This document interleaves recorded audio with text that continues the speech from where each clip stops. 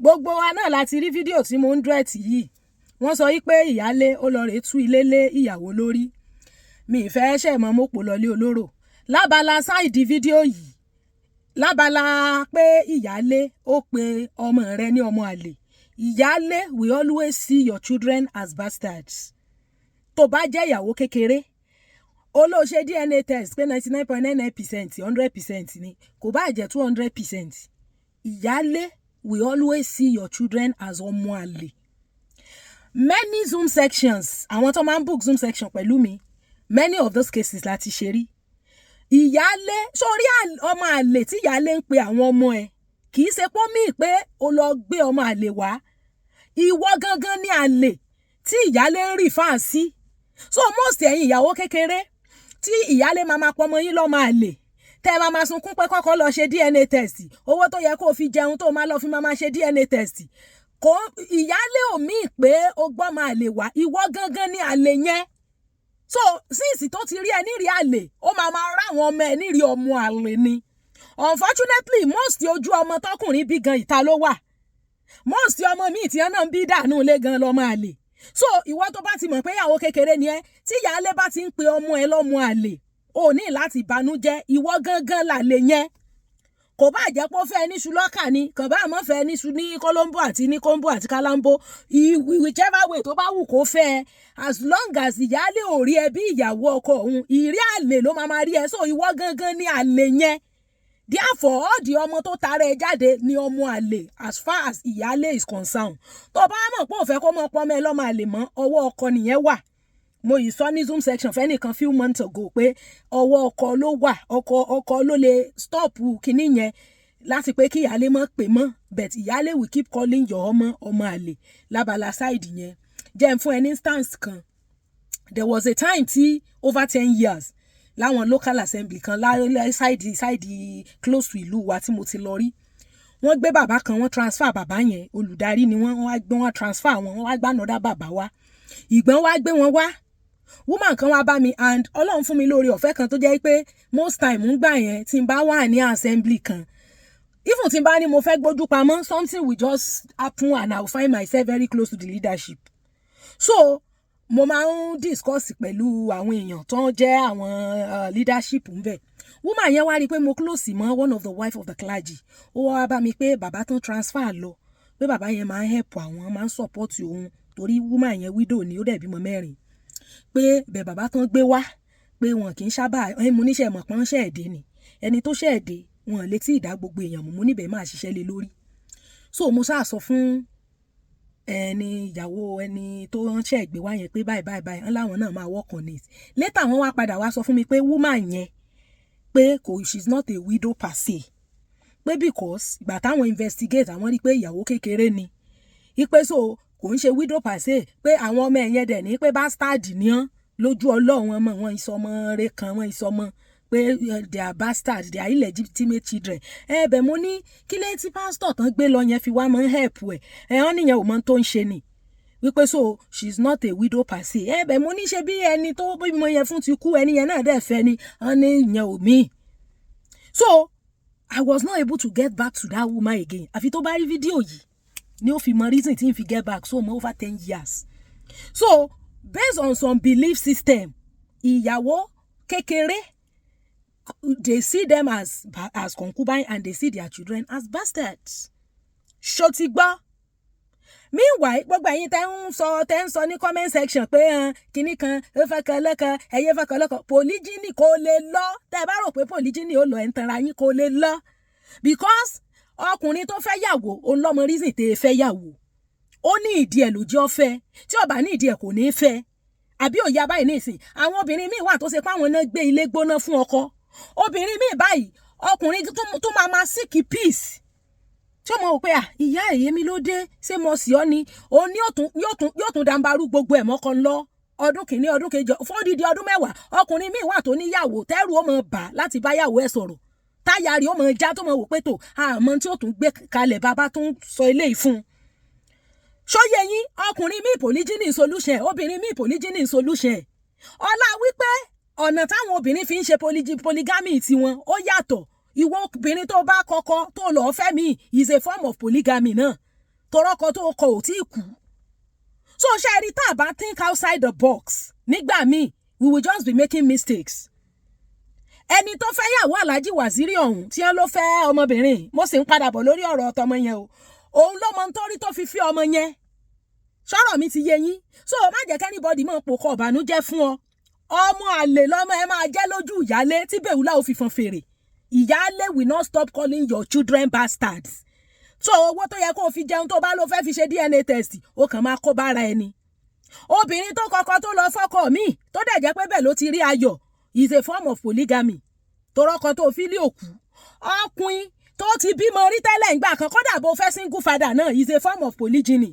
torí ẹni tó ti bímọ fún lè padà wá at any time so kò gbọ́n kò sí kò lè lọ obìnrin míì wà tó fọ́kọ tó sì fẹ́ tó jẹ́ wípé nígbà tó sì fẹ́ tán yẹn ló ṣẹ̀ṣẹ̀ rìmárì ìgbó rìmárì ló tó rí ayọ̀ níbi tó lọ rìmọ́ nínú second marriage yẹn lobìnrin míì ti máa rí ayọ̀ so polyandry náà ni tán bá tún scripture délẹ̀ fún ẹ dé level kan wọ́n á jẹ́ kó yé ẹ pé tẹ́ni tó kọ̀ lẹ́gàn ò bá tí kú tó bá lọ́kọ mi ò ti ṣàgbèrè so ìyẹn bẹ́ẹ̀ now so wá rí lábala sáìdì ìwọ ti kékeré yẹn ìwọ lo seek correct counsel so ráwọn ọkùnrin tí wọ́n wá máa ń bẹ̀ yín pé kẹ́ wá ṣèyàwó kékeré àwọn tí wọ́n mọ níyan kinní kan dákun ìhìn tó bá fẹ́ ni wọ́n ṣe igbá kan àwo kan yẹn wọ́n máa wá ń fi yín sínú fìtínà ni inú fìtínà ni wọ́n wá máa ń fi yín sí torí ọ̀pọ̀lọpọ̀ wọn ò ní sọ the correct thing tó yẹ kẹ́ ẹ gbọ́ wọn ní sọ fún yín now ìyálé tó kóyàn wá for her to come with her lawyer with the DSS police thugs and every other person ó mì pò ṣú ọ̀fun ni ilé yẹn bóyá òun ló ra ilẹ̀ yẹn bóyá jọ dáwọ́ pọ̀ kọ́ ilé yẹn ni so má jẹ́ kí anybody máa mú ẹ feel like a victim kò sí kì í ṣe victim níwọ̀ ìyàwó tó ń rojọ́ nu fídíò yẹn you are not a victim ìyálé tó fẹ́ jẹ́ victim yín ló ti fòfin gbara ẹ̀ kalẹ̀ yẹn ó ti fọwọ́ òfin gbara ẹ̀ kalẹ̀ èèyàn tó gbé lọ́ọ̀yà wá túlé ó yẹ kó o ti mọ̀ pé ó ní right sínú ilé yẹn ni ó lè mú ìyàwó irú bó ṣe jẹ́ kejì yẹn kán wá fẹ́fẹ́ kẹta wọn lè mú wá síbi tó ń gbé ẹ̀yin tó máa ń fẹ́ ṣe kékeré yẹn na you know they set your priority and right ó yẹ kó o béèrè reasonable question ọkùnrin tí ò bá tó gbangba sùn lọ́yẹ̀ ò kì í fẹ́ yàwó kékeré tó bá jẹ́ ìyà nìyàdí ẹ̀ fi ń jẹ yóò mọ jẹ̀yà ń lọ tí Jésù ó fi dé ni toró ò lè gbé ìyàwó even kó jẹ́ pé ìyálé ẹ̀jọ̀ kọ́ nínú ilé yẹn as long as tó ti jẹ́ pé ìyálé yẹn lòún fẹ́ nígbà tó kọ́lé yẹn ó lè lay claim on it tó dẹ̀ máa evacuate anybody tí bá ń gbé bẹ̀ outside as a matter of fact ìyálé gan ni victim nínú gbogbo scenario yẹn I have seen different people hearing their opinion about it but as far as I'm concerned for ìyálé to have come with DSS police lawyer and all of that tí wọ́n gan bá ṣe yamayama ó máa lù ẹ́ bolẹ̀ fídíò tó ń ṣe yẹn gan ó yẹ kó lù ẹ́ bolẹ̀ mọ́ bẹ́ẹ̀ ni because o mọ̀ wọ́n ara ẹ ọkọ tó wá fẹ́ ẹ léyàn ó yẹ kó mú ẹ̀rìn jìnnà ní now yeah ó yẹ kó mú ẹ̀rìn jìnnà ní fẹ̀kàn tẹ́lẹ̀ ẹni tẹ́ fẹ́ yàwó lé ara ẹ̀ máa kan àbọ̀sibọ́sí pé tó wá mú ìyàwó tó bá ti mú ìyàwó tó fẹ́ wá sínú ilé tí ìyálé tẹ́jọ kọ́ ilé yẹn máa wó pàwọ́ àti ìyàwó kékeré ni unfortunately most ẹ̀yin ìyàwó kékeré tán bá ń bẹ àwọn ìyálé wọ́n mọ̀ sọ pé mistake ni yín dákun mọ́ bínú mistake ni ẹni tó ń pè ẹ́ ní mistake fún ìyálé náà tó wá put ẹ to public shame torí gbogbo tẹ́mi rí ń bẹ̀ yẹn is a public disgrace tó bá ní tiẹ̀ kò sẹ́ni kankan tó fẹ́ lé ẹ kúrò ń bẹ̀ so go and work hard and have your own àwọn celebrity ńláńlá tí wọ́n jẹ́ ìyàwó kékeré taná bídà tó fẹ́ lé wọn kúrò nínú ilé ṣé madam Mercy náà fẹ́ lé kúrò nílé àbí madam Lizzy àbáǹtí Bọ́lá Èkìtì àbáwọn wo tán tún jẹ́ ìyàwó kékeré tán wà òkè fúnra wọn ṣé ìyálé kan gan lè rìn débi táwọn èèyàn ń gbé so tó bá ti lówó tó bá jẹ́ ìwé ló kà wàá kà dójú àmì tó bá jẹ́ pé iṣẹ́ ló kọ́ wàá mọ̀ tó bá jẹ́ wípé business ló ń ṣe wàá mọ̀ dójú àmì ni o ò lè mọ ṣe mẹ́rẹ̀ẹ́sẹ̀gbọ́sẹ́ kó wá ní o fẹ́ lọ ṣèyàwó kékeré ìyá ló máa bá bọ̀ ń bẹ̀ wọ́n á padà wá túlé lé ọ lórí ni most of àwọn ọkùnrin yìí happiness tara tiwọn nìkan náà máa ń sick I understand the fact pé ó ní reason tọkùnrin fi ṣe nǹkan tó ṣe bóyá tí ò bá ṣe ń gbà yẹn bóyá ẹ̀mí ọkùnrin yẹn gan ò bá mọ́ gùn nevertheless o ò lè fẹ́ ọkọ kó wá gbé ẹ lọ síbi tí ìyálé ń gbé tàbí kó fẹ́ ọkọ gbé ẹ lọ sílé tí ìyálé ní ó tó ní contribution bẹ́ẹ̀ kò lè wọ́ọ̀kì ìwọ náà ò lè gbà kàn gbé ìyàwó wá sínú ilé tó ń gbé tàbí kàn gbé ìyàwó lọ sínú ilé tẹ́jọ tó rẹ pé o ní you have your contribution you ò lè gbà. ṣó ti gbọ́ the only thing tí ìyáálé ò ní capacity pé kọkùnrin má fẹ́ yàwó kò sóbìnrin tán lè fẹ́ yàwó lé but o lè gbé yàwó wá sínú ilé ibi tí ìyáálé ń gbé wọ́n máa wá túlé àtàlájì o àti ẹni tó fẹ́ yàwó ẹlẹ́ẹ̀kejì o àti ìyàwó kejì súyà náà máa tiẹ̀ fi wọ́n máa fi ẹ́ ṣe súyà ni. So má jẹ́ kẹ́nìbọ̀dì pò kọ ìbànújẹ́ fún ẹ kán wá bẹ̀rẹ̀ sí pé ẹ jókòó kán wá mọ pàrọwà fún ọ ìwọ ló set priority ẹ right. Ní January sí December yìí àwọn tí mo ti discourage wọn pé kán mọ̀ lọ́nu polygyny wọ́n tó 12. Torí èyí tó wá ń bẹ̀ ọ́ tó ní o wá mọ fẹ́hun yẹn tó bá dé bẹ́ẹ̀ tán kì í rí bẹ́ẹ̀ mọ́ ìgbà tán wá tú léléyàwó lórí pẹ̀lú ọmọ ìkókó lọ́wọ́ ibo ni Alhaji Waziri ń wà sọ́wọ́ àbẹ́ ìgbà náà. And that one is a physical and public disgrace. Èyí tó jẹ́ spiritual ńkọ́, emotional battery ńkọ́, lóríṣiríṣi. Nígbà tí wàhálà bá dé, ọkọ yẹn ò ní sí bẹ́ẹ̀ mọ́. Unfortunately, ọkọ gan àti ìyálé wọn lè suwọ́pọ̀ lé ẹ lórí wálé ẹ jáde. Èmi ti rírú ẹ̀ rí. Mo ti rí ìyálé àtọkọ tọ́jọ́ combine together lọ léyàwó kékeré kúrò nílé. Tọkọ ní ìyálé òun ti yíwà padà kó mọ́ lọ. So, o lè fẹ́ lọ ṣèyàwó kékeré ń bì kan. Kó o má ask reasonable question. Jẹ́ kó yé pé o lè lọ síbi tí ìyálé ń gbé o dẹ̀ béèrè bí ọ̀rọ̀ ilé yẹn ṣe jẹ́. Because nǹkan tẹ́mi rí nínú fídíò yẹn ni pé I saw a person, a victimized person that is fighting for her rights. That was what I saw. And I saw a young wife or a younger wife that does not set her priority her right. And I saw a husband that is not capable. Ntí mo rí nínú fídíò yẹn nìyẹn. Ìtí mo rí ń bẹ̀ nìyẹn. Gbogbo àwọn tó ń sọ pé ẹni tán lé jáde ó lè kọ́ estate lọ́la kó mọ̀ bùyàn lé wàhálà àti ẹ̀ nìyẹn nítorí ó ṣe tó bá dọ̀la it doesn't concern anybody.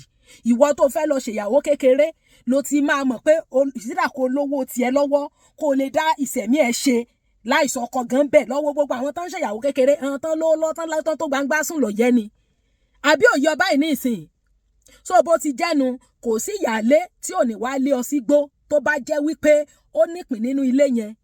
Èmi ò mọ̀ tí mo ń kan yín lójú tẹ́ sáré fẹ́ mọ́ yọ orúkọ bàbá yín kúrò ní orúkọ yín. Tó bá acquire nǹkan lórúkọ rẹ your own maiden's name kí ló wà ńbẹ̀? Ìyàtọ̀ tí ń bẹ láàrin ọkọ àti bàbá èèyàn nìyẹn. Bàbá ẹ̀ ò lè lé ẹ lọ pé kó má jẹ́ orúkọ òun mọ́ bẹ́ẹ̀ ọkọ lè withdraw orúkọ rẹ̀ kúrò lára orúkọ ẹ̀. So anything tó bá fẹ́ ṣe kí ló tó forúkọ bàbá ẹ̀ ṣe? There are things we buy. Even when we were younger than this, we buy things that God has blessed us with. Bẹ́ẹ̀ ti sáré mọ yí ó kọ yín, ẹ ti lọ mọ open TikTok, ẹ ti mọ kọ ìyàwó Alhaji 002, ìyàwó kinní kan 003, láì tiẹ̀ jẹ́ pọ́n tí ìfẹ́ yín rárá àwọn ìsanwó orí yín gan. So ẹ má tanra yín jẹ o. Nǹkan tó ṣẹlẹ̀ nínú fídíò yẹn is a person whose emotion was battered and she's fighting for her rights. Ó dẹ̀ mú legal backing dání. Àbí òye ọba yìí ní ìsìn thank God bó tiẹ̀ ṣe physically tó bá yẹ spiritually ni ó máa ní kán bóun ṣe kí lè ń wo pọ̀ pẹ̀lú ọmọ òkókó tó gbé lọ́wọ́ ni. Bẹ́ẹ̀ ni ọkọ tó fẹ́ Alhaji yẹn òun ló fi ẹ́ sínú trouble yẹn. Ìwọ náà ò dẹ̀ mọ̀ yìí ó mọ̀ wọn ara ẹ tó bá mọ̀ wọn ara ẹ ni kò yẹ kán gbé ẹ lọ sínú ilé tán kọ́ nígbà tán sì wà married to the ìyálé. Ọkùnrin tí ò bá tó gbangba sùn lọ́yẹ ẹ má fẹ́ wọn.